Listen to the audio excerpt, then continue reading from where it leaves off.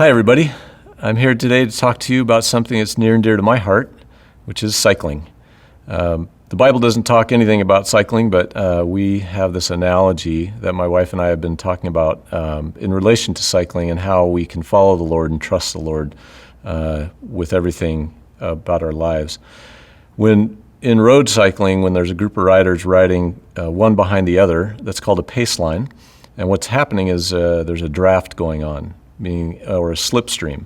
The riders behind the lead riders are riding in the slipstream of the front rider. That front rider is setting the pace.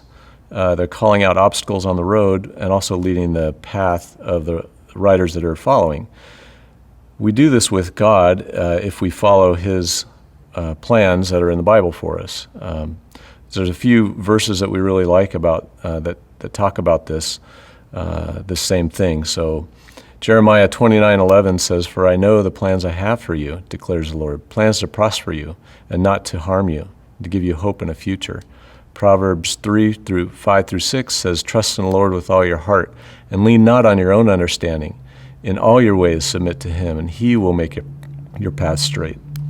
One of my favorite ones is Proverbs 16:9. It says, "The hearts of humans plan their course, but the Lord establishes their steps." This is a really good, challenging question for us.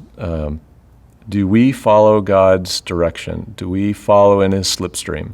Or are we leaning off to the side, looking around to see down the road to make our own path?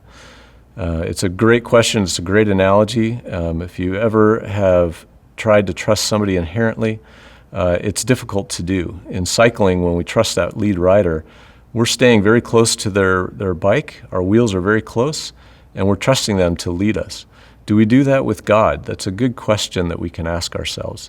Do we obediently follow what He's directing in our lives, or do we lean off to the side thinking that we can make the best choices for ourselves? Or even, well, I don't like exactly what He's telling me to do, so I'm going to adjust it just a little bit.